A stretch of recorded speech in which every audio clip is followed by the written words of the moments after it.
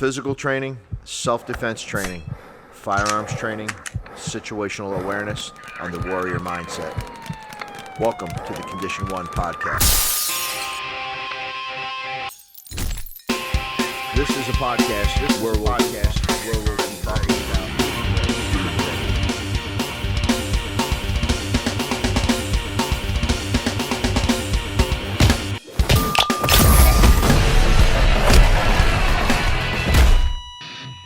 Welcome to the Condition 1 podcast. This is a podcast where we'll be talking about being ready. We'll also be speaking to victim survivors of physical encounters, how they dealt with the aftermath, physically, mentally, and spiritually. And welcome to the Condition 1 podcast with your host, Mitsumi, John Riddle. And today we have a great guest on, a friend of mine that I've known for a number of years, fantastic martial artist, a knife designer, or an edged weapons designer. His name is Bram Frank. Bram is a first generation and personal student and disciple of the late Grandmaster Remy Pracis. Remy was the father and founder of modern Arnis. He was with Professor Pracis from 1980 until the professor's untimely death in 2001. Bram has studied various fighting arts such as Wing Chun, JKD, and Jeet Kune Do, for those of you who don't know what JKD is, and American Freestyle Karate for over 40 years, and has taken principles from each one of these that can be applied to the Filipino martial arts, which is a fantastic idea.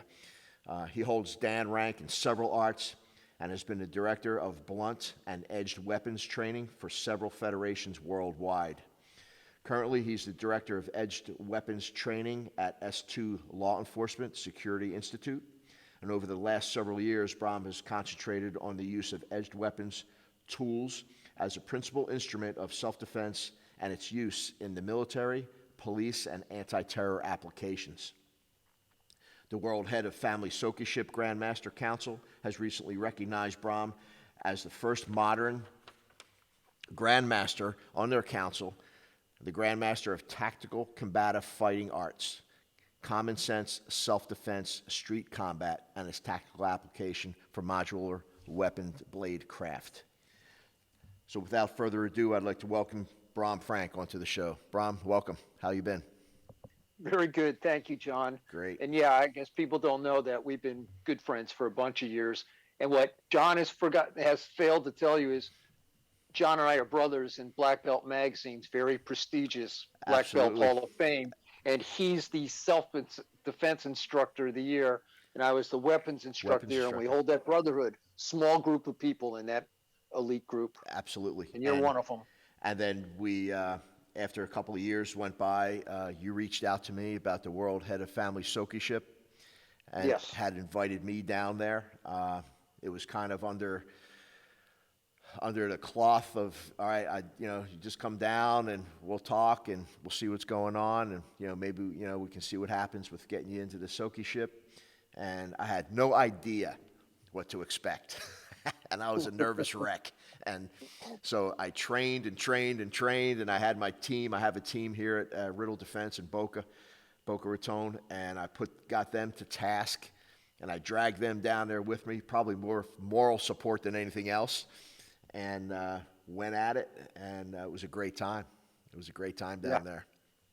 I'm glad you showed up. Yeah, and I appreciate you for that. I thank you very much for that. So, Bram, I know you've been in Arnis for a very long time. Just mentioned that in your background. Is Arnis because I get kind of confused sometimes with the Filipino martial arts. We got Kali, Eskrima, Arnis. Is Arnis the same? Is it the same as Kali and Eskrima? Yeah. Well, and people ask me that because modern era, the names have become a branding. But in the Philippines, the official government word and name for Filipino martial arts is Arnis. The second word under that is Eskrima. And modern era, which is now accepted, and it was actually brought from here to there, Kali. Okay. They had no idea what Kali was. So, they were a colony of ours for 60 years. So as U.S. troops went there and people went there, right, they come from here, especially from California, and go, "Can you teach me Kali?" And the old guys there would go, "Sure, pay me. I'll teach you Yeah. whatever you want." And I tell people now in modern era, it's a branding thing, and that's what I was going to say. There's the University of Cebu finally did a research on the term Kali, Okay.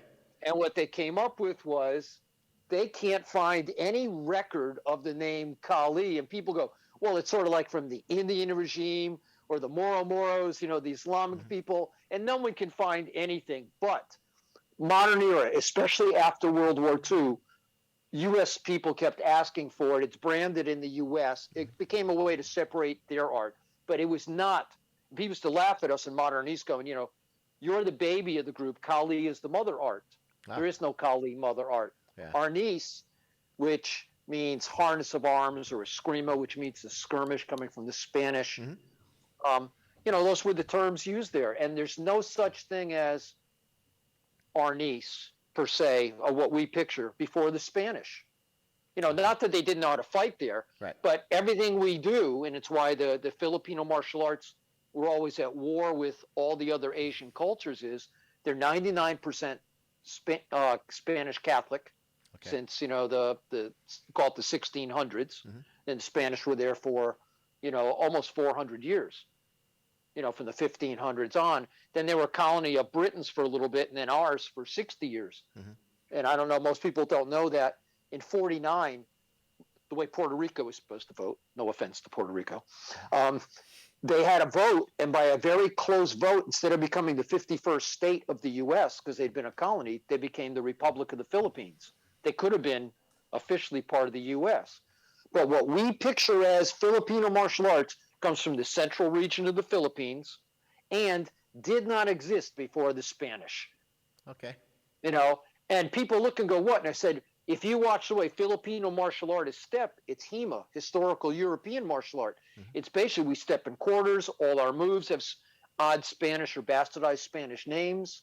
And we don't move like the other Asian martial arts. And, Right. the Spanish, pardon my language, the conquistadors were the toughest son of bitches on the planet. They went everywhere and beat everybody. And if, the Armada didn't go down twice outside of England, we'd all be speaking Spanish. Yeah. Interesting. Interesting. And what we think of as Filipino martial arts, FMA, comes from the Visayas, the center of the Philippines, because that's where the Spanish landed, in Cebu. That's where Magellan landed. Okay. When you go there, when I sit with my family, have you seen the 13th Warrior? It's like a Yes. left turn. Okay, so remember the scene where all of a sudden he realizes what they're talking about? Yes. The language comes to him. Well, I've taught in lots of different countries, and I never learned Hebrew like I should have. I didn't learn Russian for my family, or even gutter speak Yiddish. I spoke American. But when I'm there after lots of years with my families there, I sort of pick up tonally what's going on, make the right response. Anyways, I'm sitting at the dinner table with my family who are from Cebu. They're talking, and I understand what they're saying. Now, I can't speak Tagalog. I can't speak Ilocos. I can't speak any of the other 286 official languages of the Philippines. And all the forms come in all these languages by law. They have to. And by the way, they are by law, because of us, have to speak American English. Be taught American English in schools. Anyway, so I'll get back to about Kali in a minute. I sat there. They're talking to me, and I go, I know what you're saying. I said, what language are we speaking? They said, oh, Cebuano. Cebuano turns out to be bastardized, what we'd call Cuban Spanish. Okay. It's the same group that went to Cuba that eventually the conquistadors that made it to the Philippines. And I went, oh my God, Cebuano, because that's where the Spanish went, into Cebu. That was the main area, long before they got to Luzon and Manila. So the language they speak of their own, of the island, for those 400 years, Cebuano is bastardized Cuban Spanish. And I just happened to go, oh. So if they talk it, I got an idea what they're saying. Right. But they don't really speak Spanish and Tagalog. But that goes back to Kali. Placido Yambo wrote the very first book in 1957. That's how modern FMA arts are. 1957 is the first book ever about any kind of arnis, and it reflects Spanish fencing and dueling. There's one mention of a word Kali from an old manuscript in this book from 1957, and people go, see, Kali. And that's why the University of Cebu just a few years ago went, we are so sick of this. You know, our niece in this country, we have no record of Kali. We have no record. And people go, well, what do you think? And I went, it's a good branding. I understand. People came up, and it's now accepted in the Philippines, and none of us care what you call it. You know, a rose is a rose. But by the government over there, it's our niece. Okay. And because of Remy, you know, Remy wanted everyone to do Arnis instead of judo or karate or kung fu, to do the national arts. He spent his life trying to make it the official sport culture of the Philippines. And 10 years after his death, President Gloria Arroyo, she officially passed Republic Act 9850, making Filipino martial arts, known as Arnis, the official sport culture of the Philippines. Sport culture means traditional art, sport art, and for all military and police. That's the official training. It's taken it takes a long time to truly get it implemented, even though it was passed by the government as the new law. But it was done in Remy's honor, and Remy is a new statue going up to him as a hero of the Philippines for bringing Arnis into the public and into the school system. And in 57, Placebo Yambo's first book was printed. That's when Remy was recognized as a young man as the father of modern Arnis. And Remy's first book, which actually was printed in English and ever became the first book printed on Arnis, was in 1974. Wow. People, it's like when people go, how old karate is? I go, yeah, after World War II. Yeah. Karate do. And that a lot of the early stuff, we can only officially trace it back to the 18 to 1900s. It's not thousands of years old. Yeah. But, the image and the stories go on. So, Remy was really big as an instructor, a professor over there, and his family working to bring it into the system. And he brought that kind of reality to all of us. When he came here, he said, I will not speak Tagalog. I know American English. I'm in America. Well, so modern artist people, we didn't learn Tagalog. We didn't learn any Filipino words.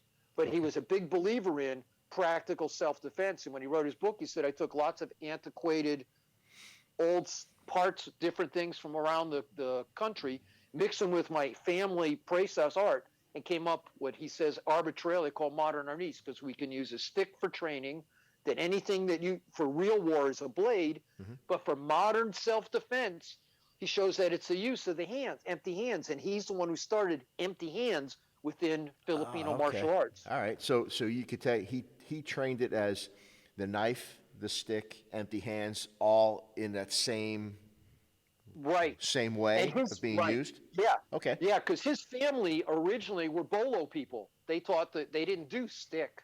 They only did bolo. Okay. And they did the 1st and 2nd bolo battalions and taught the guerrillas. Remy traveled around the Philippines to find stick arts, because for him, the stick, it was a practice tool. Right. When he learned Balintawak and some of the arts where, not that a stick can't hurt you, a stick can have zero. Sure. A stick is a modern invention, and all this stuff, they were hiding stuff. It wasn't. It became an easy way to train and practice. Blades have been used in that culture. They carry big blades everywhere. Sure. And when people talk about a bolo predates machetes. People go, oh, they got a bolo from machetes. It's no, that was a big knife from China. Right. The Hundi Daos, or, the old-fashioned Wing Chun, real long ones, not the choppers. And the Chinese have been there for, hundreds and hundreds of years. And again, from the curve of the earth, they end up in the Visayas. People, see a flat map. Don't understand. When you go from southern China, you end up in the central Philippines. You miss Luzon. But they brought that knife in. And I go, look, all over the world, machetes are a modern invention. And when they show pictures of some of the guys from the Philippines training for World War II with machetes, it's because the U.S. Army made them by the ton so they could afford to beat them up. And in battle, they would bring their bolos with them. Sure. Makes sense. And as you know, as an officer, everybody's got machetes. It's the number one terror tool in the world. So all the stuff we study in regular martial arts is useless. We don't use swords, kwandos, whatever, broadswords. But bolos, which are just big knives, which have de-escalated into agricultural tools and machetes, are everywhere. It's number one terror tool in the world. And tell people, go, what's the point of training bolo, big knife, in the Philippines? well, I teach my officers and my security guys, my military guys, you're going to bump into this everywhere. You know, in Florida, Sure. everybody, you can buy a machete. Everybody's got a machete. Sure, you can pick it So up at whether Home it's- Depot.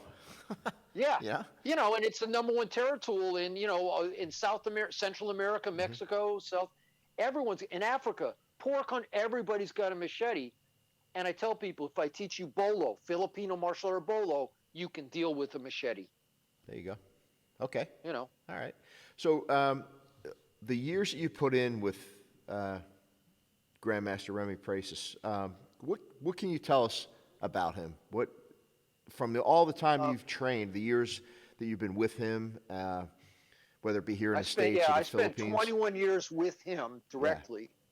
And a couple of his cousins adopted me into their family. So I was in Cristino Vasquez's family for many years while he was still alive after. And the late Grandmaster Roland Dantes, who was his best friend, took me into his family as well after that.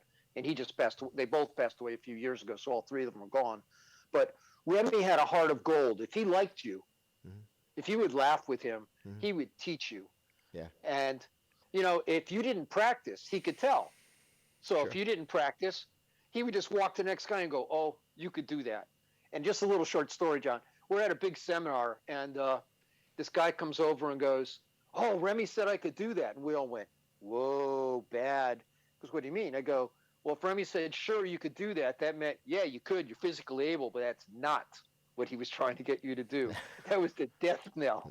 Because, you know, one time I did something, he goes, oh, Bram, yeah, you could do that. And I went, oh, I can. I took a look at his face, and I went, oh, that's not right. And he goes, no, you couldn't do that. I go, okay, what did I do wrong? But I used to study back then when I first started, you couldn't buy videotapes. You know, you can only rent them, and you didn't have video recorders. They weren't going to let you into that part of the industry. Right. You know, we all take that for granted, you know, with Today, digital sure. stuff. Yeah. Yeah. So I went and spent $1,200 at a bar for my mom and my aunt, because my wife and I couldn't afford it back then. I said, what do you want? And I bought one of those first crazy machines that did frame by frame, slow motion, super slow motion. And you couldn't get tapes made. You couldn't duplicate tapes. So I went to a friend in the Marine Corps who I was training and said, I want you to go to the AV section and dub these tapes for me, because they called it back then, dubbing the tapes. Right. So I put my original Remy tapes aside, made me 3 copies of each one, because I figured I'd wear them out, because magnetic tapes wear out. And I used to play them frame by frame and watch him do, because he goes, oh, Bram, which of my tapes do you want? I went, all of them. Yeah. And I would show up, and I knew what questions to ask, because I watched him frame by frame. I was training it because he wanted us to learn by teaching. He was big on, you do it. I want you to teach immediately, unlike other martial arts. And by teaching, you learned what you knew, and I could ask questions. So he wanted to know if you were willing to love his art and share it and learn it, he would respond to you. He was always polite. Tried to memorize it, and he'd go, oh, Bram. He'd go, hey, how are you? Bram, what is his name? And I don't remember people's names. But, you know, and John, we'd be training in, you know, my house or, you know, a hotel room.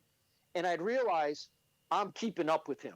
Boy, was my ego swelled. Then I realized he's watching television. He's not even paying attention to me while we're banging sticks. And if I actually got in and caught him, he'd pick it up a notch. Yeah. And I was toast.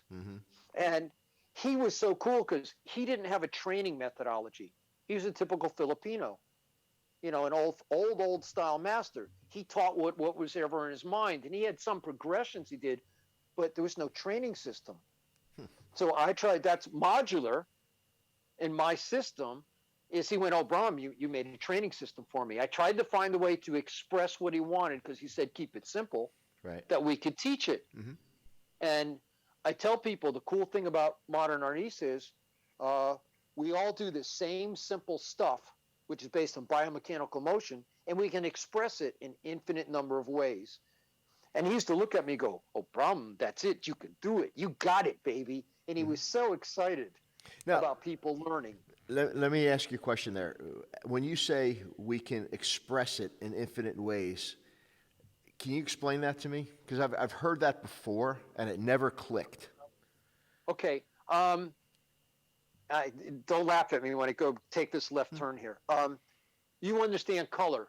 In pigments, we have red, yellow, blue, black, white. That's it. And when I grew up, probably, and as you were growing up, because I'm a little bit older than you, we had, comic books, which are printed on rough paper and they're color dots. And to get green, they have blue dots next to yellow dots and they mix out past the outline of the page. It's really crude printing. And people go, what's that? And I go, and then we had color separation, which worked on light image of color, which the colors don't match and very expensive. Well, inkjet changed that. Okay. Inkjet printing is little dots, and we do basically cheap comic book printing very well, and we use 3 colors. White is actually the tint is the paper. You have red, yellow, blue, and black. Right. And when we were growing up, because we had picture tubes, this picture, remember, had to start from the top and go to the bottom. If the tube was out, your picture flickered. Right. Well, Sony came up with black matrix. Now, I'm getting there. That they put black around, and all of a sudden everything popped. So what happened was, I tried this structure for Remy that we have some basic moves. Your arms can either be open or closed. End of story. That's how we're built. That's a principle. That's what. So my arms can follow. I open, I close, I close. They can alternate, open, close, or as the Filipinos say, they can weave. Sinawali. I can weave them. That's all I can do. So Remy tried to find the way and go, if that's all we can do, let's build off of that. And that's what I built on. So if a human being always goes from open to close, secondary motion is close to open, well, I've got an idea. What if the motions are the same? So a guy comes in with a punch, I catch it with that first one, I check it, and I counter. Well, if it's a stick, I catch stick to stick is a modern invention, by the way. They used to crack the handle. Yeah. But I crack it, check it, and I counter. What if I have a blade? Oh, I intercept it, I check it, and I counter. So about the infinite varieties is, well, we all learn the same basic, and we can do it. So now there's 5 colors, right? Red, yellow, blue, black, white. That's every color in the universe. My dad was the late artist Robert Gould. I wasn't allowed to have all those other colors. He made me mix my own paints and colors. So I got real good at mixing colors. But I tell people, John, if you and I put those on a page and I tell you put red, yellow, blue, black, white in any order on the page, there's 5 colors. That means there's 25 different order you could put on the page without mixing them. Okay. You and I will not put them on the same order. Right. We're using the very same foundations. And just to put them in any order, you and I have 25 different possibilities of putting them down there, and your 25 will not follow mine, but we're using exactly the same thing. If I then let you mix red and blue, well, there's purple. I let you mix, yellow and blue, I got green. I mix yellow and red, I got orange. Well, I can't tell how much yellow you put with your red, and I tell you can mix the colors a little now. Well, John's palette's growing. Bram's palette's growing. None of it's the same. It's how you want to express it. But if I ask John to teach it and Bram to teach it, we teach red, yellow, blue, black, white. So rather than like most martial arts, after time, a student, even I did it, I don't like the way my instructor taught. I want to add my own flavor. Human beings need to name something and own it, which is why kata's changed, forms over time.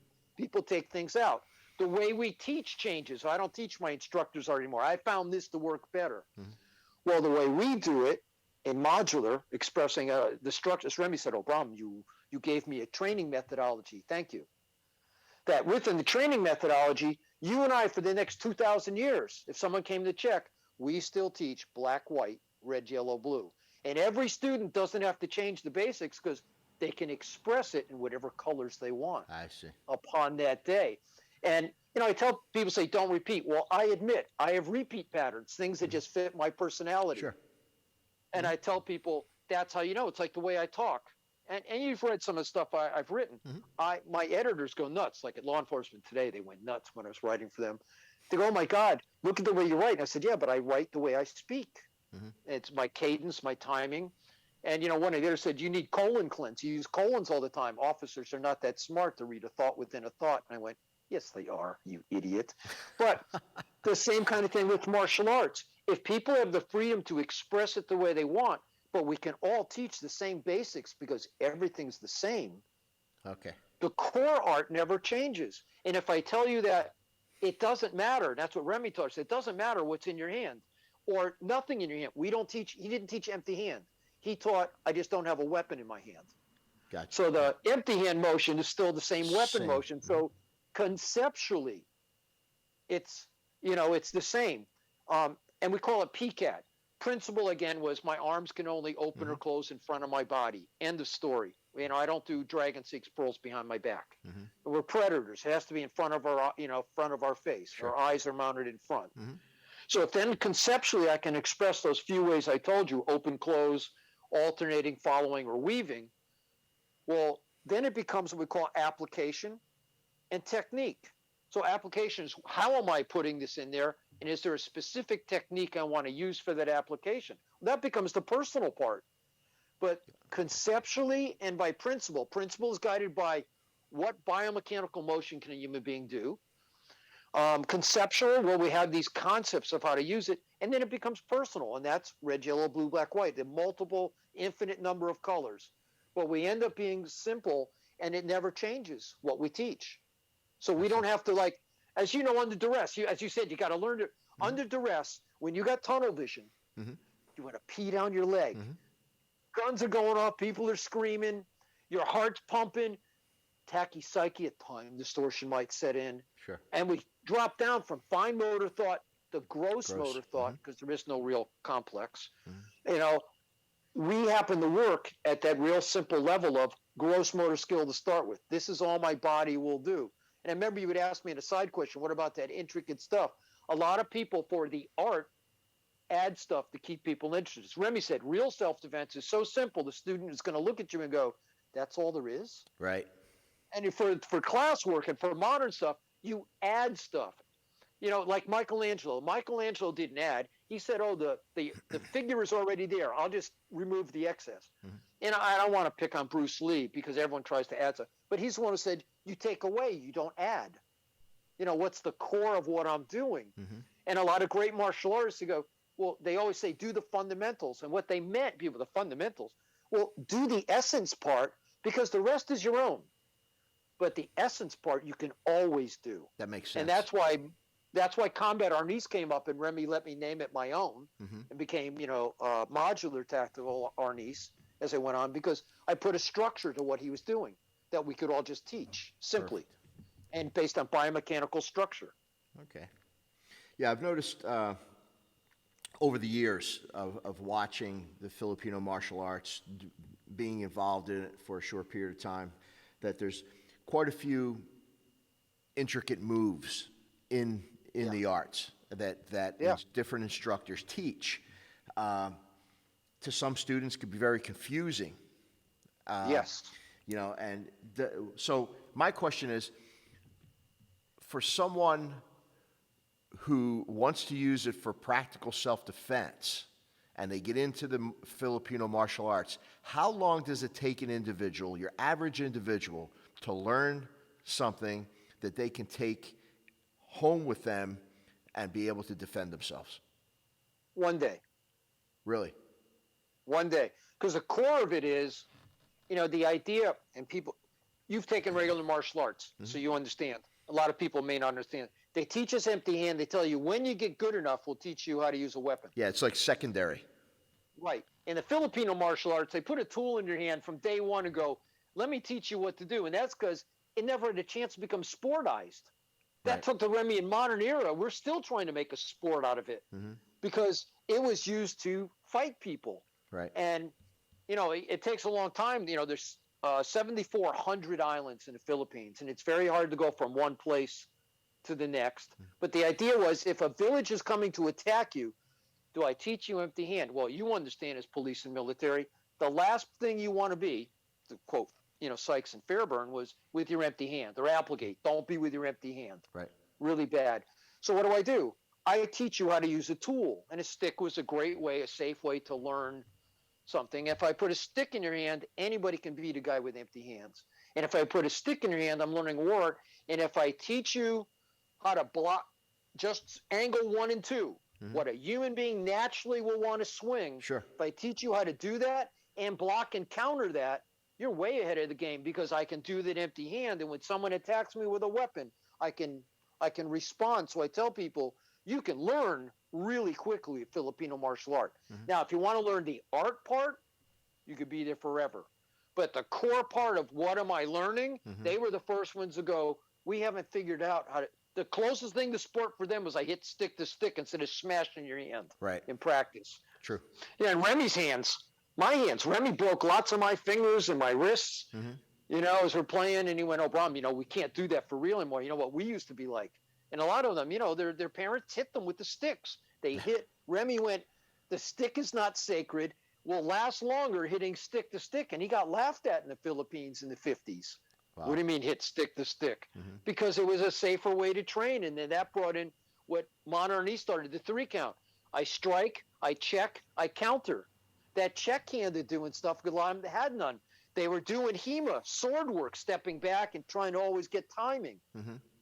Timing is not as easy as putting a check hand in there. True. And playing touchy-feely with the guy's tool and redirecting. I get that part. Yeah, definitely. Yeah.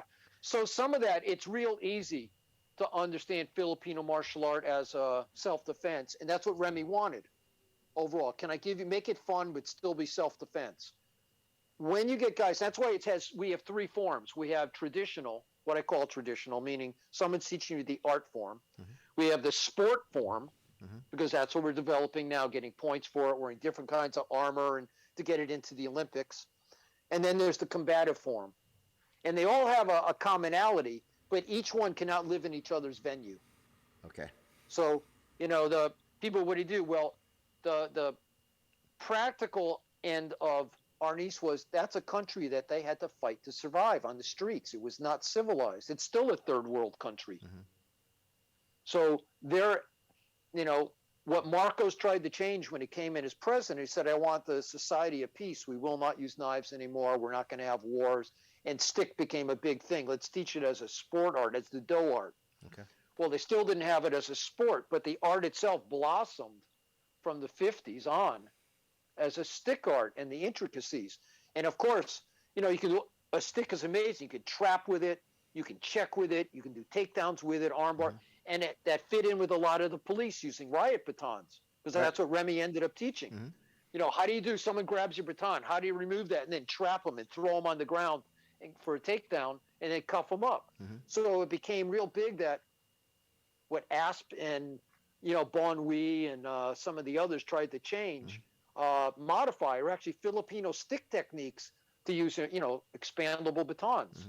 What's the most effective use? And of course, when they said is, don't hit hands, don't hit elbows. And as soon as they start eliminating all the cool parts to hit, you can't do anything.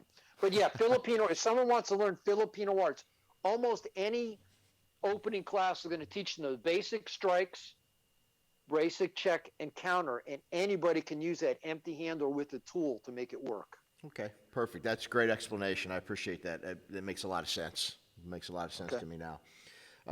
You've developed a system called Combat Arnis.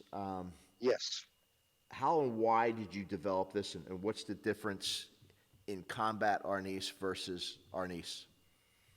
Well, because, as I had said before, I tried to put a structure to Remy's art. And fighting is chaos. You can't teach chaos. So I tried to do a little bit of organization or structure to chaos, because you can't tell what's coming next. Remy let me call it Combat Arnis, because all the fancy stuff you're talking about, I took out. If I can't do it with a blade, I don't do it. Okay. You go, well, this is what we do with a stick. I got it. I learned a stick first, and Remy came to me and said, oh, Bram, teaching military and police is very bad. That's what my family did. And I'm looking at him like, okay. Goes, it's very hard to teach police and military. I went, okay. He goes, especially when you teach bladed tools, that's what my family originated. It's very hard. So maybe you should do stick unless you want to do blade. And I thought about it, is this a test? And in a way it was. And I went, no, I want to be a knight in shining armor. Teach me blade. And I'm one of the few. I'm one of only 2, basically. I'm actually one of 1 that he actually taught blade to. There's, Kelly Ward and a couple other people like Hawk, who on the side learned about blade and did it. But I directly went to Remy and said, teach me, the family art of blade and bolo. And, the family and the Philippine government has recognized me as the guardian of the legacy of bolo and Presas bolo. And the last remaining members of their family, signed off on it. And if you were Wow. still alive, and they authorized me. So I actually preserved and reproduced the family bolo. But anyways, a lot of the stuff that you can do with a stick, I can't do with a blade. So my structure is, if I can do it with a knife, a bladed tool, my next level down is projectile tool. Mhm. And my third level down is impact tool. And my last one is empty hand. Because people go, what do you do? So a lot of the cool stuff people teach and the fancy stuff you talk about, I don't teach, which is part of my combative, because I can't do it with a blade. Gotcha. If I went to reach and grab, my fingers are coming off. And I was with a very famous European practitioner. Mhm. I was with Roland Dantes, and we're playing. Goes, I can do that with you. We were teaching bolo, Mhm. and every time we made contact, just like it was a stick, he would grab my bolo and rip it out of my hand. And I went, I win. He goes, no, you didn't. I took it. I said, no, no, no. Hold on. If you grab this with your hand, this is a trainer, folks, in case you're watching. So if you grab this and rip it, I win. Your hand's coming off. Sure. Well, I wouldn't do that for real. I went, yes, you would. We're in a training situation. We have all the time in the world. And you're so well trained to grab that and twist it around and lock it, you can't stop yourself. And it went on for about 20 minutes. And he finally got so mad he left. And the late Roland Dantes looked at me, laughed, and said, Bram, that's what he does. So that's what he does. And what he meant was, how you practice is what you do. Sure. So I've apologized to my guys over the last, I'll call it 20-something years, because Remy died in 2001. So the last 21 years, I don't teach stick stuff. I'd already been doing lots of combative stuff of that, but I started going, if I cannot do it with a blade, I don't teach it. So some of those disarms where they do the vine or the snake and wrap around and it's under your arm, I go, I'll just cut you. Sure. Or the ones who want to pass it through and pick it up, I'm like, hey man, all I have to do is drop my elbow and move and you're cut. Yeah. Well, what do? I teach 2 real simple disarms. People, what's that? And I said, if I happen to be there, that's what I'll do. I said, for me, I cut your fingers off. That's a disarm. Sure. Do I grab that blade? Hell no. That blade doesn't know good guy from bad guy. And people go, what's combat arnis? It's what I can teach the guys on the teams, as you know, who are wearing vests and in uniform, or in the military, wearing vests and in uniform. What's the best judicious use, biomechanical shutdown, which I invented, of, how do we shut someone down wearing armor? Because armor is armor, and a bladed thing. So my combative arnis, firearms is the second one, because that's a modern everyday tool, which the Spanish brought there. They had firearms in the 17 and 1800s and through.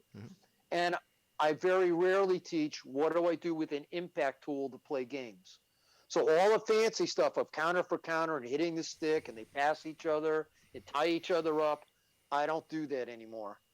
I quit doing it years ago because I cannot teach my guys how to do that because they'll die. Yeah. It's beautiful. There's nothing wrong with it. It's a stunning art. It's just like any martial art. There's some stuff none of us would ever do. Right. I guess it would depend on the arena that you're in, Yeah. So I don't bother to teach it because Sure. I might have told you a long time ago. I was with William Chung. He said, I will never let you beat me. I went, what kind of attitude is that for an instructor? You're going to show me? He goes, Bram, if you find the way to beat me, I'll let you. But I can't, because if I ever let myself down that little bit, it might happen in real combat. I might not react properly. And at first I went, what an arrogant person. But after my years with William Chung, I went, I got it. Yeah. People go, what do you do? I said, I only practice one way, because under duress, I don't get smarter. Sure. God gave me a 3-speed brain. I got fine thought. I can train myself complex, and I got gross. Unfortunately, it's looked at the 2-speed body. I got fine motor skills and gross. There is no such thing as complex motor skills.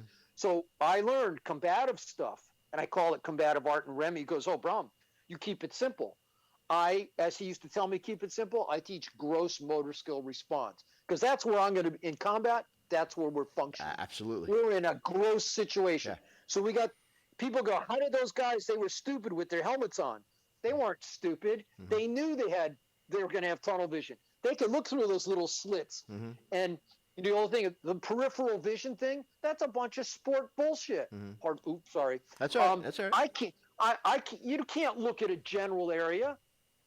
people go, don't look at his hands. Well, guess what? The only thing that harm me is your hands. So I turn and I follow your hands. Absolutely. I want to know where the weapon is. Absolutely. Everything else is secondary. I'm with so you. He's got another hand in the foot. Did I mention he might have something, a projectile tool or an edge tool or an impact? I'm watching that.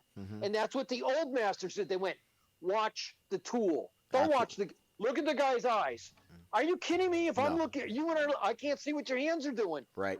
And you've stacked up going to room. Why do we touch each other? Because I can't see you even to my side. I don't want to inadvertently take off a team member. I'll tell you. People who have not been in that situation go, you are nuts. I go, no.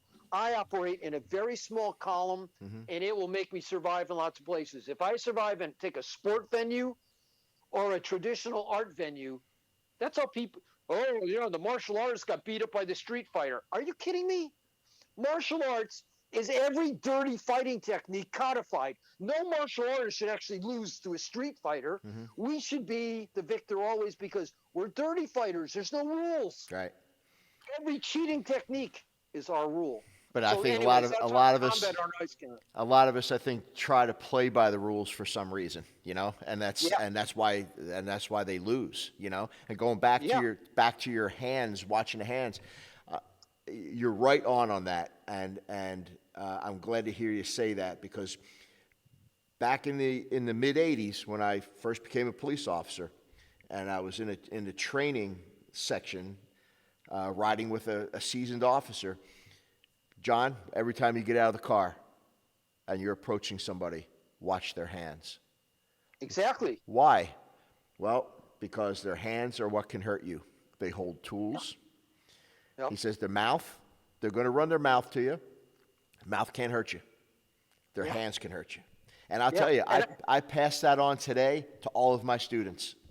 I have people, I go, how many weapons does the bad guy have? And they start talking, the numbers go up and I go, they have 2 primary and 1 secondary. What do you mean? Well, I can only pick up 1 foot at a time. So I have 1 secondary that they can attack me. The primary is their hands. Absolutely. Well, what about, I said, excuse me, are you nuts? And because of all my time in Israel, I know I want to make sure you can't pull a detonator, you can't pull the trigger, you don't hold the tool, and they still, they still use blades over there all the time. Absolutely, yeah. When I teach in Central America, Asia, I go places where that's standard. Africa, edge tools. But I tell people all I care about from the old thousands years from Egypt, in the Temple of Beni Hassin, the wrestler wall is a couple 100 yards long, and it's 2 figures. One is reddish brown to represent, the Egyptians, and the other is a darker color. And someone said, "Oh, they were racist." I said, "No, the light reddish brown is, like sort of flesh colored." I said, that's so you can see one person on top of the other, and it's every jiu-jitsu or wrestling hold known.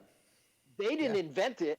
They were the first professional army, and they codified it. How do I know? They carved it in stone 4,000 years ago. Yeah. It's on the wall. And in it, right below it, are the stick techniques. It's amazing. They used to have small, and I love going there to look at it. I've only made it there twice in person, and the British Museum, the professors there gave me beautiful copies of the walls for a couple articles I was writing.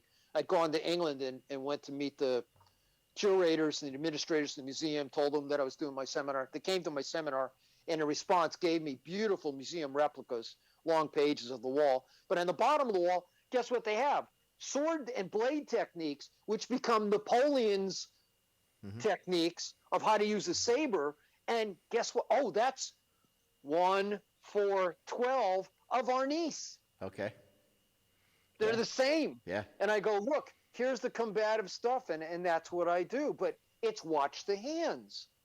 Absolutely. And people go, you're nuts. And I'm like, look, I don't care. That's what I do. And it's like you said, I want to know where your hands are. You're reaching for something.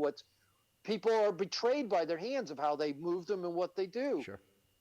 So, yeah. And, and people, John, I'm sure people told you you're nuts.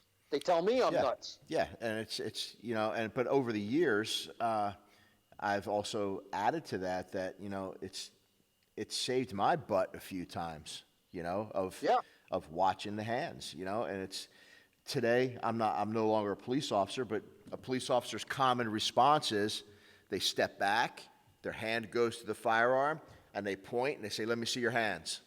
Absolutely. Let me see your hands, right?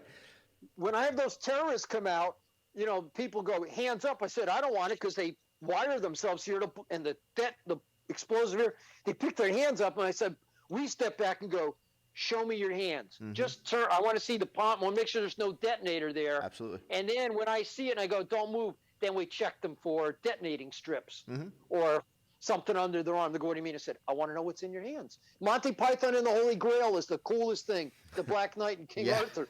He turned him into his stump. And people said, stumps can't hurt you.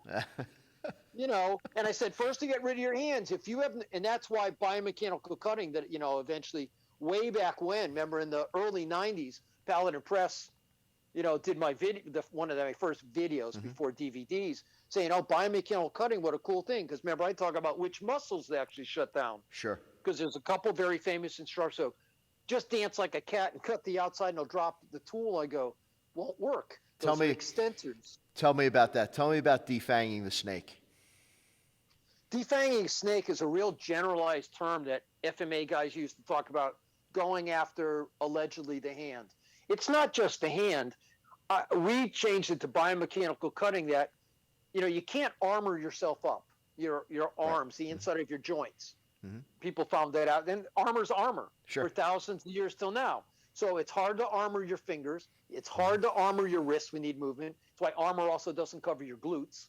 Right. So defanging the snake also means as you come at me, I'll go to the Japanese way just because I love the representation. You swing at me and I'm in low guard with my sword. You come at me and I step back and I just meet your arc and your stumps go one way and your hands and the sword fall on the ground and I won. Yeah. People go, that's not it. That's not noble. I go, yes, it is. That's defanging the snake. There you go. So you come at me, I go for the inside of your flexors because if I shut it down that you can't hold the tool, your hand opens. Right. Then that's defanging. Why? I took the fangs out. I don't care if your arm can move. You can't hold the tool. And if you're stupid enough to put the other hand there, I got the guys who go, this is a real knife guy. He's got his knife. I said, your tool protects you. You don't protect your tool. If you put that there, I'll defang this one. I'll cut its head off, give you an attitude adjustment. So you're forced to put that one there, and you already have an attitude adjustment. And then I don't care about, I'm going to go from your elbow down, and I'm going to shut that down. I'll cut your bicep tendon. I'll cut your flexor tendons. I'll cut your thumb off. I'll cut your fingers off. And that's defanging a snake for real. You make, as you said, we make the hand not work. Right. Next level up, I make your arm not work because we're back to Monty Python and Holy Grail. The stump, come closer. It's only a flesh wound. Right. I'll bite your kneecaps off. But that's what it really is. And in real work, in a lot of museums, we have the hand that goes with the sword. Unless, the swords will be bequeathed by a family that the guy retired somehow, or it's a family sword. A lot of museums, because it's from the battlefield, the hand is with the sword. That's how it was saved. Okay. Because the first target was cut the guy's freaking hand off. And I pulled up an old 1300s manual for someone, and I'll send you a copy of the picture, and you can put it up for when Absolutely. you Love it. archive this. And the picture, and this guy, it looks like a cartoon, blood drops. The guy's stepping back, and he's cutting the guy's hand off. And it's from Fiore. First move, guy swings you, clear the space, cut his hand off. People like, why would you do that? Well, because I win. Yeah. You can stump me all you want. So that's defanging the snake. Get rid of the weapon, and then you can deal with the man. Gotcha. Don't deal with the man and worry about the weapon afterwards. Right. Get rid of the weapon now, whatever that weapon is. And that's why, when you had me come in and I brought the crimp, what I do, it's a ball peen hammer. If your weapon is an empty hand, guess what I do? I smack your hand till you don't want to use that hand anymore, and I won. I got rid of the weapon. Yes. You come at me. Oh, it's kinetically open. I move to the next level. And as you talked about, you can escalate and de-escalate, and that's something a lot of arts don't do. Right. I know you took old martial arts like I did, and they said follow the guy down and finish him. In today's world, even in the old world, but in today's world, that's the surest way to go share a room with the very same guys we're trying to defend ourselves against. Right.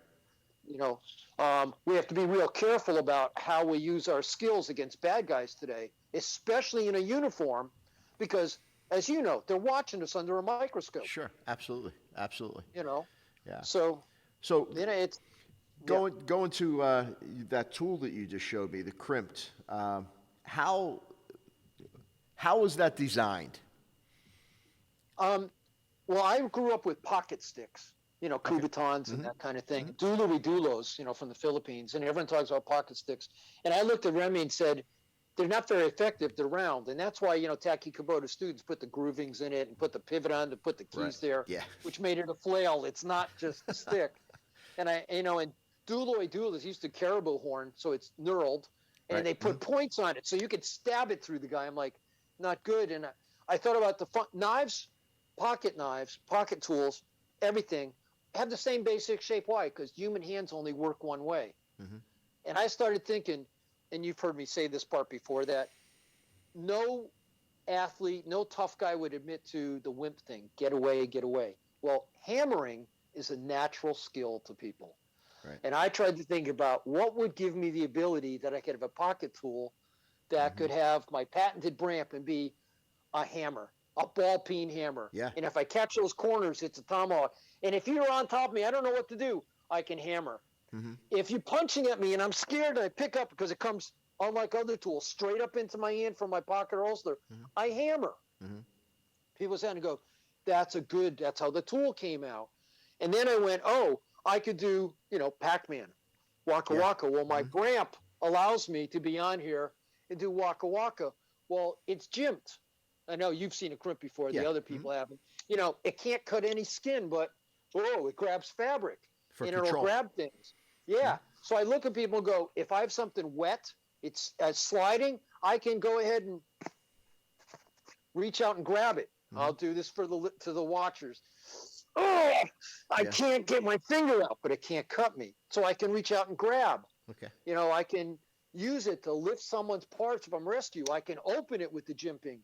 And that became the next thing, because you and I both are firearms based. Right. So my tool, whether it's closed or open, are firearms based ergonomics. Even the lock release of my patented puzzle lock is in the back where my decock or my mag release would be. Okay. So when I would release the decock to let the slide go back and put it back in battery, I'm in here. I can decock it back. I can rack the slide, or I drop the magazine and I'm right back to a ball peen hammer. And I used to watch Remy and Wally J, the inventor of small circle jiu-jitsu. Yes. And George Dillman, who's doing Kyushu pressure point jitsu, and went, how can I come up with a tool that would allow me pressure points, grabbing, small circle of grabbing of fingers or manipulating, or a mini expandable baton that I could rotate limbs and joints with, and then do the Filipino idea of gunting, limb destruction, and work my way up. And the breaker cutter is designed to pull out the shards of glass that most people can't get to. But it also locks in, as you know, and I'm real big about jimping. So even in reverse grip, which is still a firearms grip, I can lock onto a joint, a finger, anything else, and redirect. I can give them an attitude adjustment. I can do limb, as you know. I can hit pressure points and make things happen on their arms. I can open it, put it against their knee, and walk them right to the ground. And unlike every other tool on the market, it cannot close on my finger. It's a firearms grip. I can go back to a full engagement, or in the flow, I have the only tool, even if it's a live blade, when it closes, it can't close on my finger. And if I want to in the flow, I can go right from non-lethal, Waka Waka Pac-Man, quick scissors, less than lethal snap cut.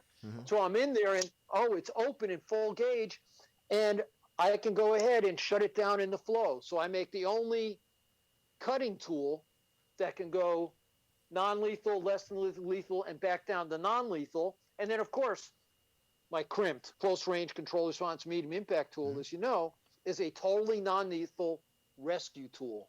Remember when I first made it, I had an impact tool years and years ago, and everyone would have a baton. You have to pardon me, this ear thing keeps popping out. That I wanted a tool that we could all use safely. And, I grew up outside in New York. We got reinforced glass. Yes.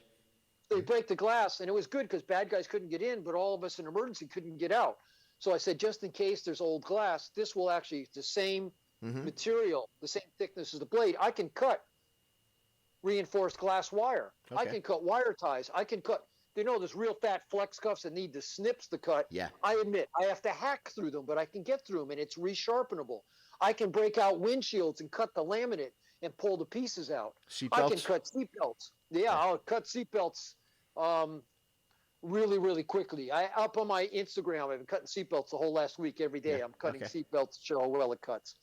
But yeah, then the idea was I wanted a rescue tool. And you've been on police. People carry knives and have no idea what to do with them. The officers all want to show off or got that. And I go, I've come up to your guys. They had no idea what to do with them. Right. So this, as we were telling the chief back then, as you tried to tell them, we limit what can be cut because, look, the breaker cutter can't cut a human being. It can't catch on anything. But I can cut clothing. I can cut flex cuffs. I can cut seat belts. I can cut wire. But a human being can't get hurt. So an officer can open up packages. I can use the corner of it to open up boxes, cut through the tape. Excellent. I can pop tops with it. And of course, using the back horns. I'm sure, remember when the car extractions, I hate using batons between the guy's legs and trying to extract them from the car and do everything. I just grab their ear and yank them right out of the car. And they bring their hand up going, oh, God, my ear. And then I grab their finger and walk them out. But I wanted the crimp tool was so that we could all have a tool that works. And I know you've met Nick Spill, from down at Metro Dade. And Nick, used to teach lead EP work at ESI and over at S2. And he's still the lead investigator for Metro Dade. He wrote a book, Way of the Bodyguard. And he goes, did you read my book? He's a friend. So I went, yeah, sure. I read the intro. And he goes, Bram, did you read my book? And I went, Nick. Goes, Bram, read my book. So I read part of it. He starts talking about the crimped and says, go to this chapter. So I go to the chapter. There's a whole chapter about how the crimp changed his life, and all the EP guys should carry this because it's not a knife. You carry it everywhere in the world. Someone said, what about New York? I said, New York has all these rules about knives and firearms. They have nothing about rescue tools. Yeah. So I have a rescue tool. And then Nick had a whole chapter about how my training changed his life. Nice. Because he had done regular martial arts. I said, great. So several EP guys and securities went, best tool in the world. And I got more and more departments going, we can carry this where I can't use my baton. I'm no longer allowed to hit someone with a flashlight. Right. Like a mag light like we used to in the They're old gone. days. Bop them They're in the gone. head. They're gone. And they got all these things. Well, and you've said it best. I get out of the car. What do? I'm not 20 feet away going, what's your name? Any officer knows everything they taught me goes out to. I got to walk up to the people. Yep. I'm in harm's way and go, what's the problem? I might have to separate, actually put my hands on their chest and go, hey, what's going on? I'm in this personal space. Sure. And I have to look at them and go, what the hell? I want to see their ID. They don't flash it to me from 20 yards away. Right. I could actually have to look at it, be there. So this tool allows me, if it's in my hand, I just had some of my guys go, sir, you were right. I can actually have a firearm at the same time and not put it down. I went, absolutely, it was designed that way. Yeah. He went, it works. I said, I know. So we can be up close and personal with all those cameras. And I know you've been on the other end of this, and you and Lee actually use them. Yeah. That we can be up close and personal, and no one can see what looks like stupid moves, like, I can give the guy an attitude. So the crimped was to give us the best non-lethal impact tool in our toolbox. And I think that's what Gary Johnson, a shooter's toolbox, called it. Yeah. The best non-lethal tool in your toolbox. Excellent. Tell me about the modular knife. What I did was, and it comes in two sizes, a standard magnum. So one is a common pocket knife. It has a 3-inch blade. Okay. And the other is a magnum. And that's for all of us guys who either have big paws, which I don't, but I wear combat gloves a lot, so this is a little easier. Yeah. And Sifu Mike Mather does construction. He's got these big construction gloves on. Yeah. Makes his own knives, carries mine and goes, look what I can do with construction gloves. Yeah, there you go. I own Kinetic Company. I can just pop it open. But the idea was I wanted a tool that allowed us force options. Anybody else, once the blade is out, you're stuck. This has one purpose. Right. This is not, I'm not trying to brandish it. I'm not threatening. The idea is I take it out, and it's a point tool, it's a brick shot tool, and God help you if I pull the trigger. Right. That's why I pulled it out. This, when everybody else's knife, I have to cut you. With this, I can do all sorts of same things I can do with the crimped, I can do with this one. It's just that when I go waka waka, it's not grabbing. It's cutting. I can do little snap cuts, less than lethal cutting. Yeah. And the cool thing about the tool is if I touch you, it will open, like a turnstile. And I can also do friction opening, because we might need to control someone, forward or reverse grip, that I can be in a control position. Okay. And then within the flow, I can go, it de-escalates. No other tool is I'm in a user position. It's out of battery. It's still in a user position. I can let it close to non-lethal, or I can bring it back to lethal from any, either what I call the decock motion back or rack to slide. Perfect. So I'm the first one to make a full force continuum edge tool that happens to does stuff in forward or reverse grip. And you and I both practice doing punching with that Bram into people. Sure. So that's what I wanted. I make edge tools. I don't make weapons. Okay. So all of my tools mimic, and of course, as you know, I'm the father of the training drone. No one made training knives before me. And I try to enforce, and people laugh, a firearm safety color. Red for a safe trainer drone. Sure, makes sense. Has the safest shape I could have. A crimped, a working tool, like a Glock sim gun, and any other color is live. There you go. Perfect. Now, how can the average man, woman pick one of these up? Yes, they can at my website, cssd-sc.com. And I make 8 different blade shapes in 2 sizes. Plus, I make a Filipino sangut. No, it's not a karambit, because it's made to be in a forward grip and works like my other tools. Okay. But all my tools are there, and every month I have a sale. Okay. And all my tools are handmade, hand ground, hand assembled. So I make what I call custom productions. They're basically custom. And what I didn't get to show you, and I was waiting, was I had John Stanley of Tack Knife make these for me. Very nice. They're patented compressors. They're made for, it still hurt, but it's force on force. So when you and I were doing all the training with the guys and gently going with crimps, and again, still have to be sort of gentle because it's metal, we just made these trainers. They can actually do force on force. Excellent. And still strong enough inside to get trapping. But anyone can buy my tools up again at samdavid-samcharles.com. Okay. How about training with those? How would they? At bramfrankmodulartraining.com. I actually have full digital programs, and I travel and teach. I'm like, Paladin.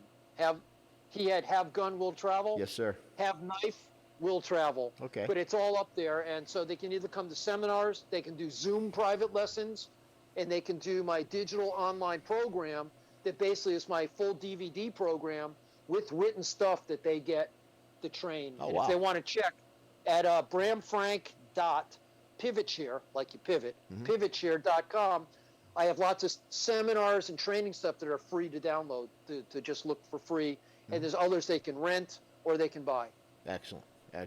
So with the knives, your combat arnis, how does this all wrap into the common sense self-defense street combat? How does this all come into one? Well, for me, obviously I needed a tool that would do the attributes. So that's why I kept developing the tools that I have. I call it common sense because most people don't have it. And I love Thomas Paine and common sense. And I used to write articles about common sense for other stuff. And I love Thomas Paine and his stuff, which led to, common sense about the revolution and why we needed to not be subject to the king. Sure. So I tried to take arnis in combative situations in a tool and find a way that the attributes of each meld.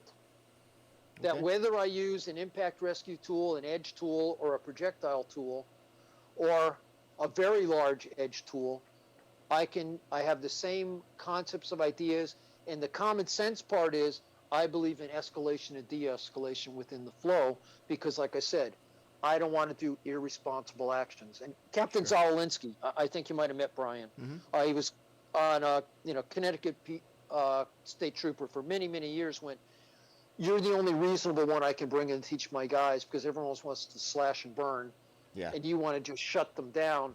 and I wanted something that we could justifiably, in a court of law or to a review board, go, this is what I did, and not have them go, why didn't you do less? Or why didn't you do more? I can't really do much less than what I do. And people go, well, you barely cut his fingers. And cutting a finger with a paper cut or cutting it off by law is the same thing. I cut his finger. Everybody's has hurt their fingers.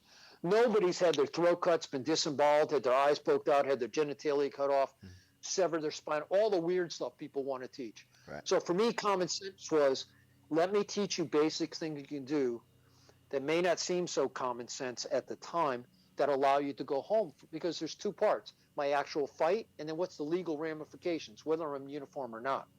How do I get away with it? So common sense self-defense was a structure part where I could teach my methodology, I could introduce people to my tools, and I could introduce people to my idea of staying with the bounds of ethics, because nobody gave me a 00 license. People go, you mean 007? I said, he was number 7 of the 00s. Right. No one gave me permission to go kill people. I said, as officers, as military, I tell you, military, people think you just kill everyone. I said, if you're not in an active shooting zone, you're not supposed to shoot anybody. Yeah. And if the guy's down and he's not fighting, you're not supposed to go double tap him. Oh, yes, we can. Well, I know you can, but you may not. Oh, are you a grammar Nazi? Yes, because it's two different things. Just because I can do something doesn't mean I'm allowed to, or I may do something, or I should. Makes sense. So common sense self-defense is a way of finding a methodology to teach, how do I deal with chaos? How do I use gross mechanical skills? Because just real roughly, 3 basic skills are: I cover my head, I cover the high line, I cover the low line. Well, that's defensive gross survival skills. So I turned that into my offensive skills. That's my umbrella. That's my high entry. There's my low entry. So anything in that for me was common sense. And Remy goes, oh, Bram, you made it simple. Yeah.